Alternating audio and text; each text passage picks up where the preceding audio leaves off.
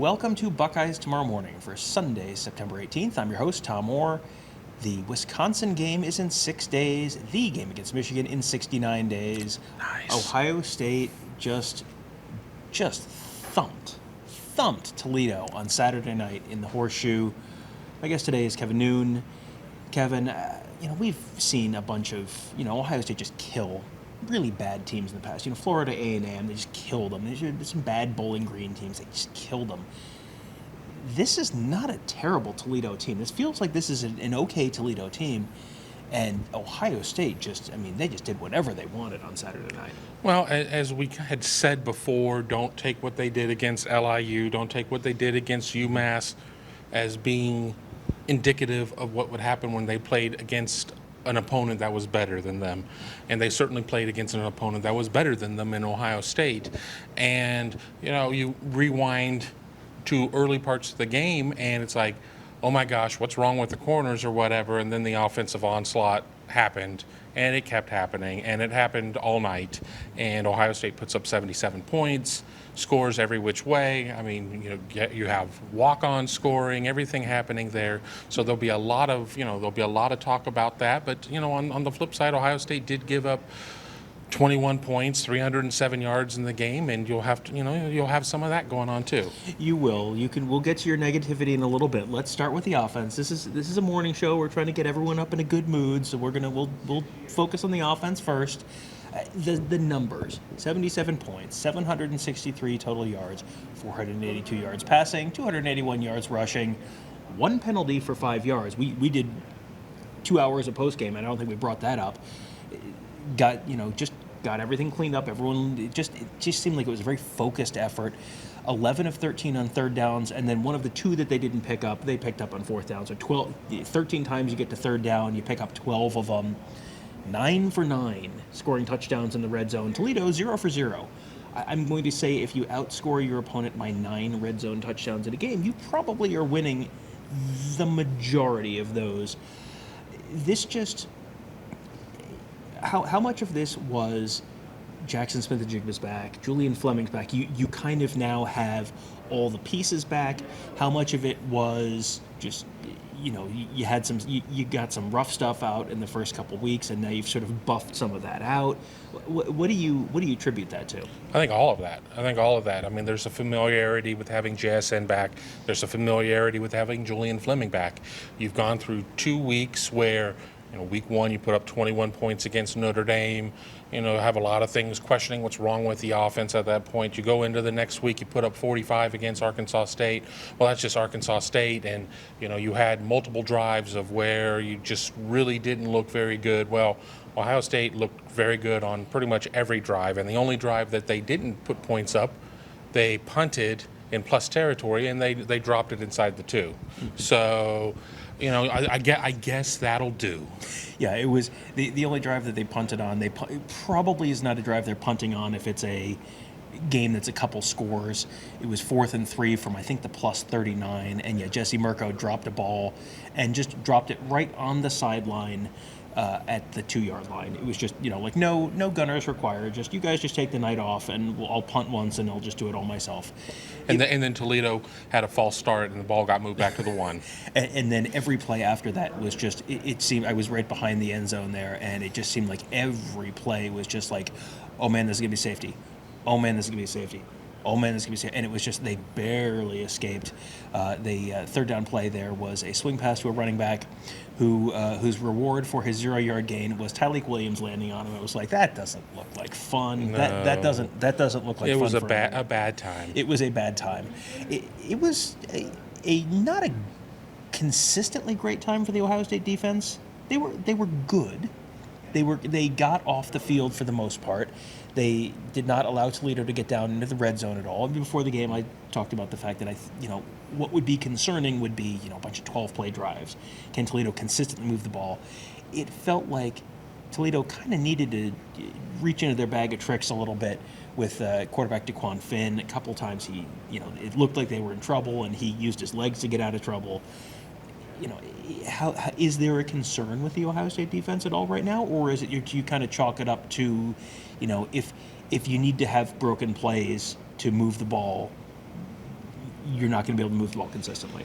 Well, you bring in Jim Knowles, and he's going to be more of a gambler in terms of the defense, so you can chalk some of it up there, but there were a couple of big plays. There was the first Toledo touchdown to number 84. It was a 50-some yarder where the receiver kind of got a little bit lost at that point. DeQuan Finn also had the option probably to run for an eternity as well. So, I mean, there were some things there, and then Ohio State's defense kind of locked it down.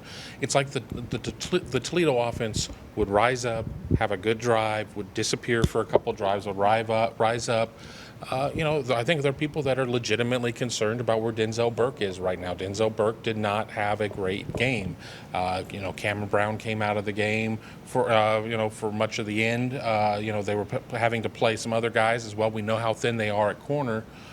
I think that some of it was that I don't think any of us in our game predictions picked Toledo to only score 7 points or 3 points. I mean, Toledo was going to put up some points with an athletic quarterback, and DeQuan Finn did prove that athleticism. There were a couple times of where they had multiple shots of dropping him on one of his big runs, and he just took it right up the gut and ran for a while. So you want to see some of that stuff get cleaned up.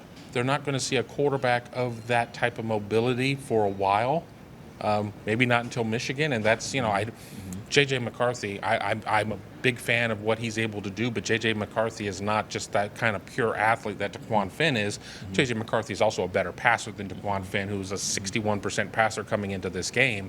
But, I think there's some stuff that they need to clean up, but I think that they're taking some steps, but, sometimes they'll fix this and something else will get a little leaky. But, I think it's just going to be a matter of, we got into the beginning of the game and they didn't have Tanner McAllister, they didn't have Josh Proctor. You sit there, they didn't end up playing Michael Hall, so they were definitely going without 3 starters. Yeah, and that's all very precautionary from everything we've been told. It's that felt, in retrospect, that feels a lot like they looked at the film and went, oh yeah, we're just going to score touchdowns every time we have the ball, so it'll be fine. And they fell well short of that, scoring touchdowns on only 11 of their 12 possessions that, ended with slackers. Yes. There was the one at the end of the game, which they also didn't score a touchdown on. We're not going to hold that one against them. No. We're fair in all of these things.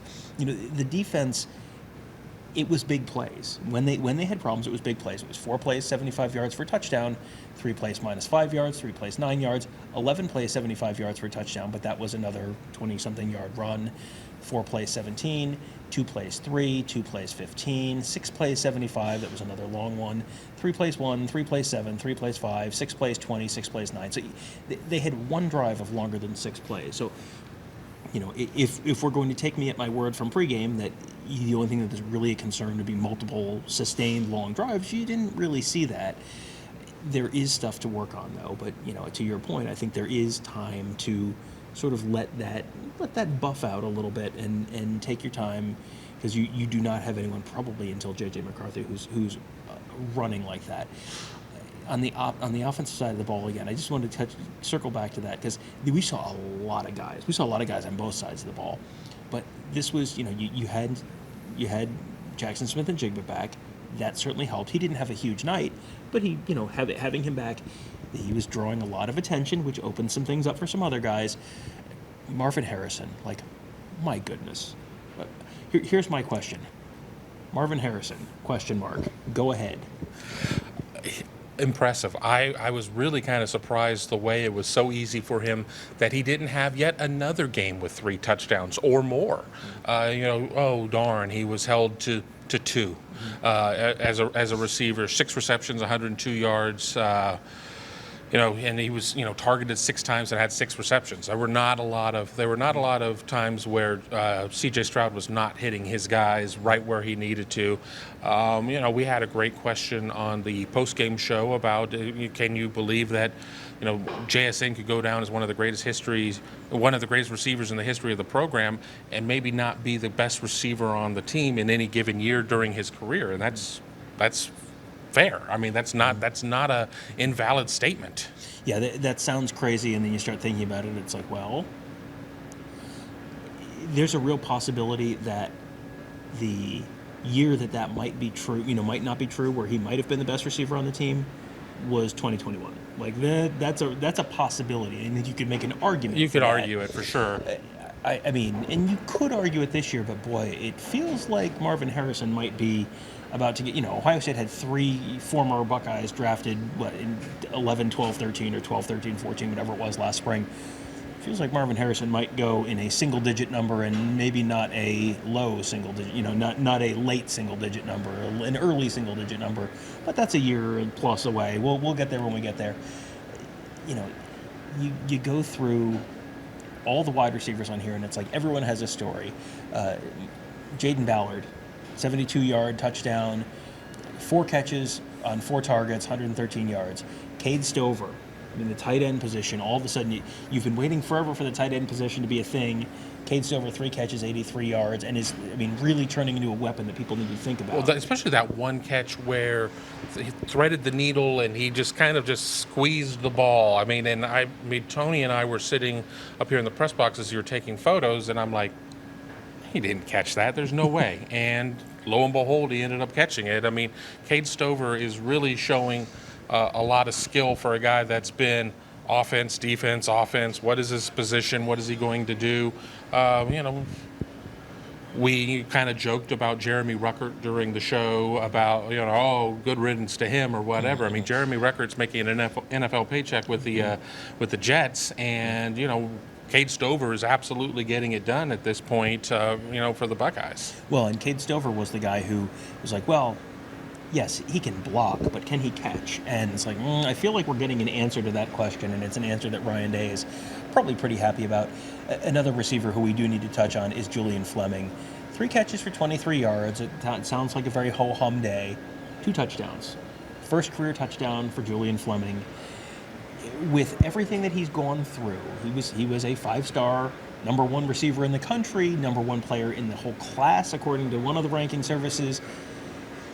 And it has taken forever, and there's been a lot of bumps in the road between there and now, but you just have to feel so happy for Julian Fleming that it's like, okay, now it's happened, now you can exhale. Yeah, we certainly saw things like that with Johnny Dixon, where he went through his issues with his health. They still haven't really been able to get Cameron Babb over that bump, but for Julian Fleming, somebody who has been, to borrow one of your lines, maybe holds the record for the most game time decisions, only not to go on and play. You have to feel really good for him, because it would have been really easy for him to say, to heck with this, or I'm going to go somewhere else, I'm going to do this. And he's stuck it through, and he's done what he's needed to do. The bad audio is canon on the Buckeye Weekly podcast. We have vacuum. They're cleaning up the press box. These microphones are really good. Okay. So one thing that I thought was interesting about the Ohio State receiving corps came from Toledo's post-game press conference. I was in there with Jason Candle, and he talked about something that was very similar to what Marcus Freeman talked about after the Notre Dame game a couple weeks ago, which was, you think you've got Ohio State on the ropes. You think you're about to get them off the field. You've got C.J. Stroud running. He's out of the pocket. He's trying to make a play. You can tell you've got, he's scrambling. He's in trouble. Oh, boy, we're going to get off the field. And then, he throws it to a receiver, and certainly this guy is not going to catch it. Certainly he's going to be out of bounds. There's no possible way they catch it, and they always catch it, and it's always a first down, and right. You move the chains. And how just maddening that is for an opposing coach. And, to hear that twice in 3 weeks is just, it's kind of like, you keep hearing about you look at the recruiting rankings, and so, yeah, they've got some talent in the wide receiver room.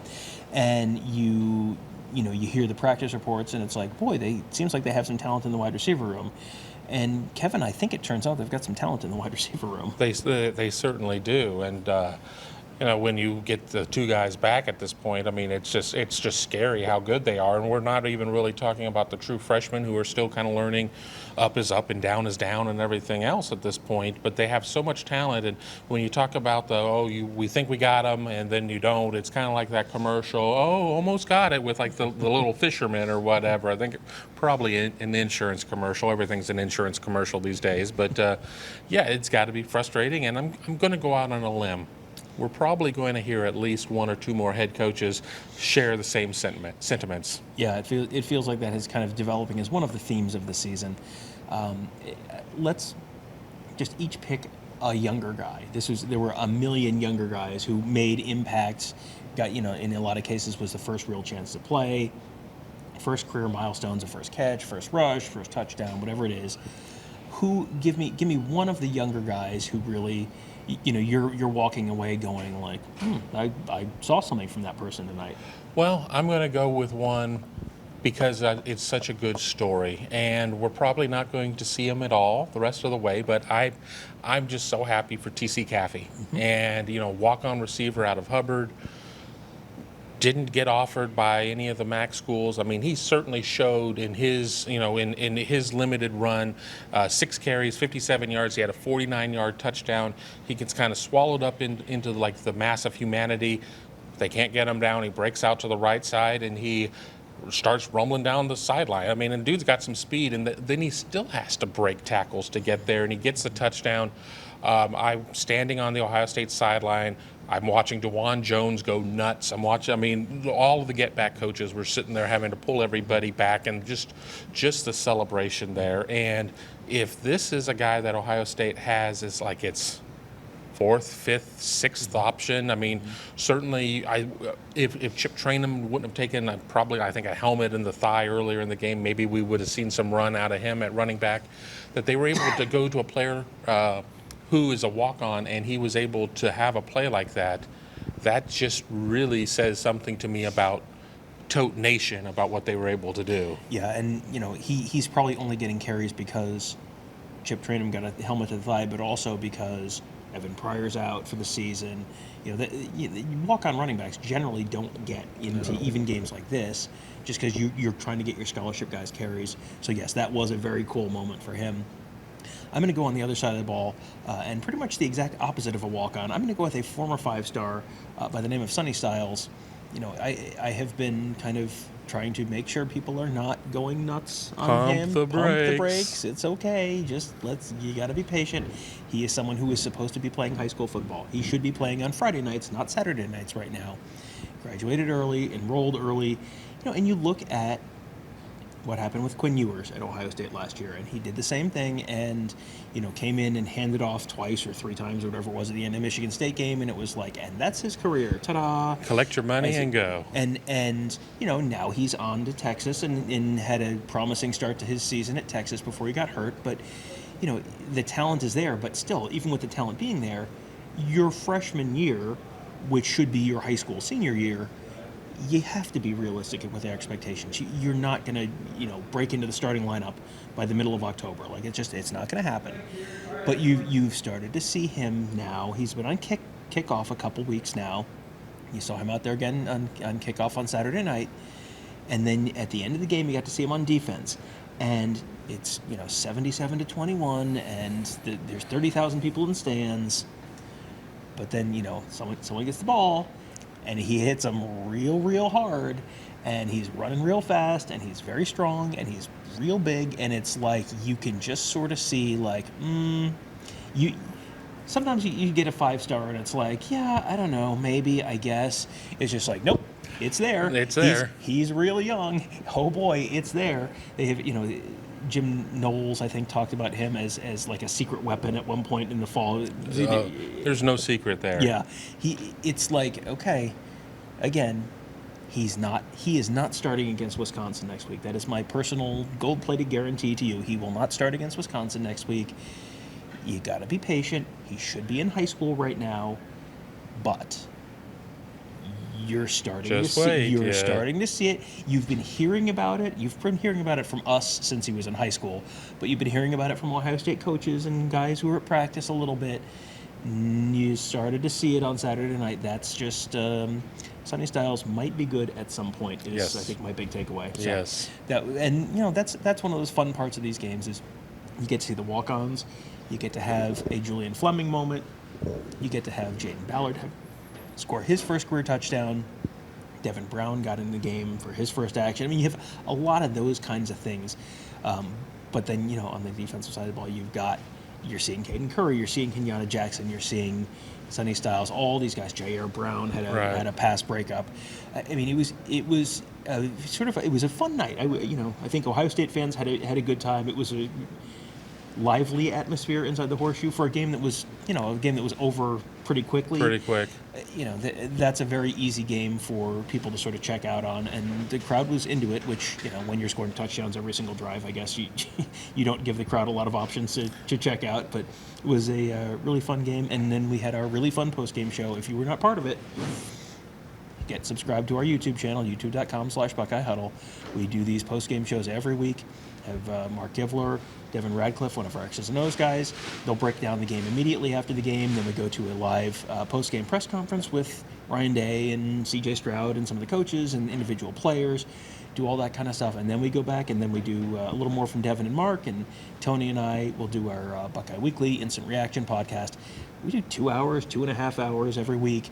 It's a lot of fun, and have gotten some pretty good feedback on that so far. And so if you were not a part of that on Saturday night for the Toledo post game, you should go ahead and subscribe to our YouTube channel, youtube.com/Buckeye Huddle, and then also ring that bell so you get notified, because we go live right as the clock hits 0. But just in case you forget, that's just one more reminder that you won't forget next week, because next week, Kevin, the stage gets a little bigger. It's it is prime time. Toledo was a nice evening. The weather was beautiful. Next weekend, it's okay. It starts getting a little real. It's go time. It's Big Ten season time, and it's the Badgers. So it's not this isn't Rutgers. No offense to Rutgers, but this is this is going to be a lunch pail type of game, and we'll have plenty to talk about coming up here on the channel, and of course at Buckeye Huddle. So if you haven't checked out Buckeye Huddle, be sure to give that a look. Subscribe now. You want to get on board before the Wisconsin game. I can promise you. You don't want to miss anything leading up to that. Mm-hmm. What he said. There you go. He did my job for me. So all I'm going to say is thank you guys all for joining us. Have a great day. We'll talk to you tomorrow.